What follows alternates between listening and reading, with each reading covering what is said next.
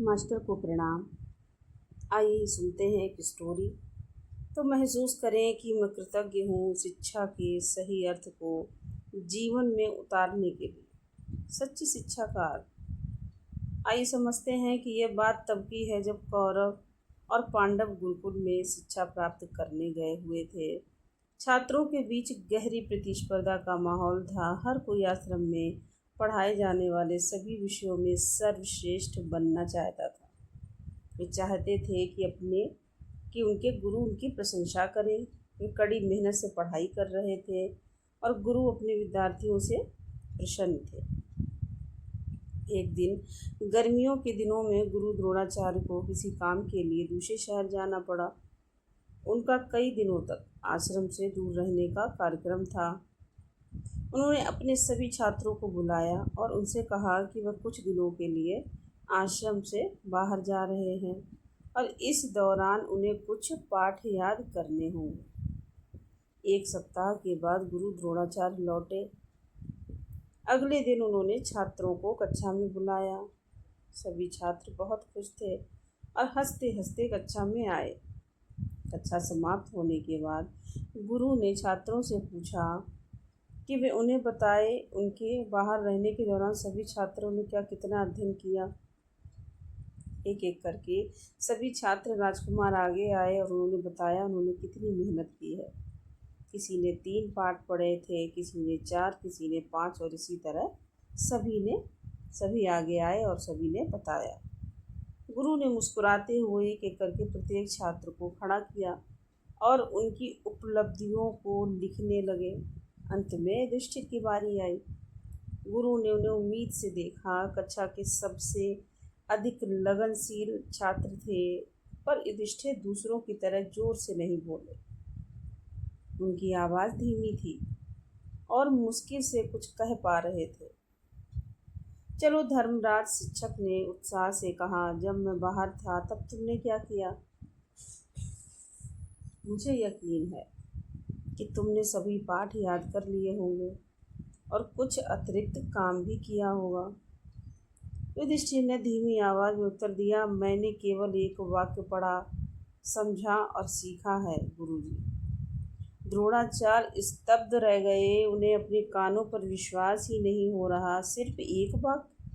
उन्होंने आश्चर्य से पूछा। जी गुरुजी, मैं इतने कम समय में केवल एक वाक्य में ही महारत हासिल कर सका, युधिष्ठिर ने दोहराया। युधिष्ठिर को क्या हुआ? उन्होंने पूरा सप्ताह सिर्फ एक वाक्य सीखने में ही क्यों लगा दिया? युधिष्ठिर अन्य सभी विद्यार्थियों से वरिष्ठ थे और उन्हें औरों से अधिक मेहनत करनी चाहिए। द्रोणाचार्य को उनसे दूसरों के लिए एक उदाहरण प्रस्तुत करने की अपेक्षा थी, लेकिन वे बहुत ही आत्मविश्वास से कह रहे थे कि गुरु द्वारा निर्धारित कार्य को पूरा करने के लिए एक सप्ताह पर्याप्त नहीं है। गुरु द्रोणाचार्य बहुत ही हैरान थे। उन्हें अपने शिष्यों को डांटना पसंद नहीं था। वह कभी भी गलत और अनुचित आचरण को बढ़ावा नहीं देते थे। छात्र भी उन्हें पसंद करते थे। वे हमेशा उनकी बात मानते थे, लेकिन अब उनके माथे पर चिंता की लकीरें थीं।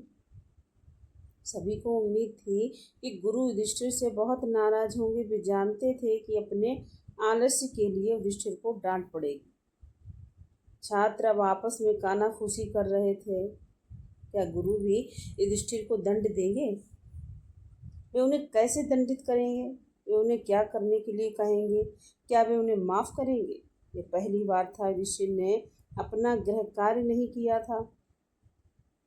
गुरु ने युधिष्ठिर की ओर देखकर कहा कि इस कक्षा में हर कोई तुमसे छोटा है। उन सब ने कड़ी मेहनत की है और मेरे द्वारा निर्धारित काम को पूरा किया है, और तुम कह रहे हो कि निर्धारित कार्य को पूरा करने के लिए समय पर्याप्त नहीं था। द्रोणाचार्य जी को पहली बार युधिष्ठिर पर गुस्सा आ रहा था। युधिष्ठिर का हैरान तब भी शांत बना रहा। युधिष्ठिर का चेहरा तब भी शांत बना रहा। गुरुजी, मैं इससे ज़्यादा नहीं कर सका। मैं बस इतना ही पाठ खत्म कर सका। अब द्रोणाचार्य जी का धैर्य जवाब देने लगा था। युधिष्ठिर बहुत शांत मन से बोले, मुझे आपको निराश करने के लिए खेद है गुरुजी। उन्होंने कहा, मैं केवल इतना ही याद कर सका। अब कक्षा के सभी छोटे बड़े छात्र राजकुमार बहुत चिंतित थे। वे सब सोच रहे थे कि एक युधिष्ठिर ने अपना काम नहीं किया और वे शिक्षक से माफ़ी भी नहीं मांग रहे।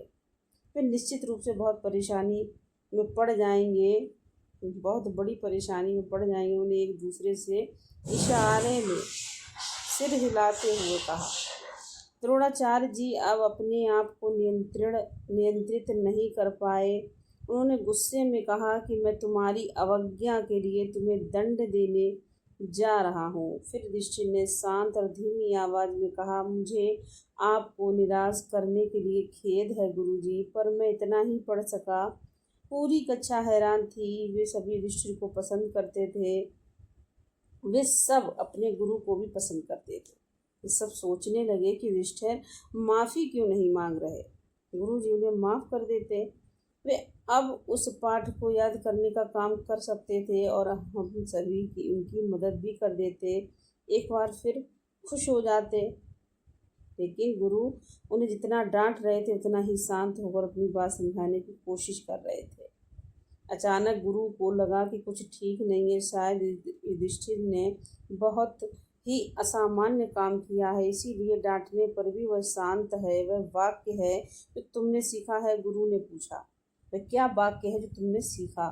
युधिष्ठिर ने अपनी पुस्तक निकाली और वाक्य दिखाया, अपने क्रोध पर नियंत्रण रखे। एक ही क्षण में गुरु और शिष्य समझ गए कि युधिष्ठिर ने न तो सिर्फ उस वाक्य को पढ़ा व सीखा, बल्कि उसे अपने जीवन में उतारने का अभ्यास भी किया। उन्हें अपने क्रोध पर काबू में 7 दिन लगे।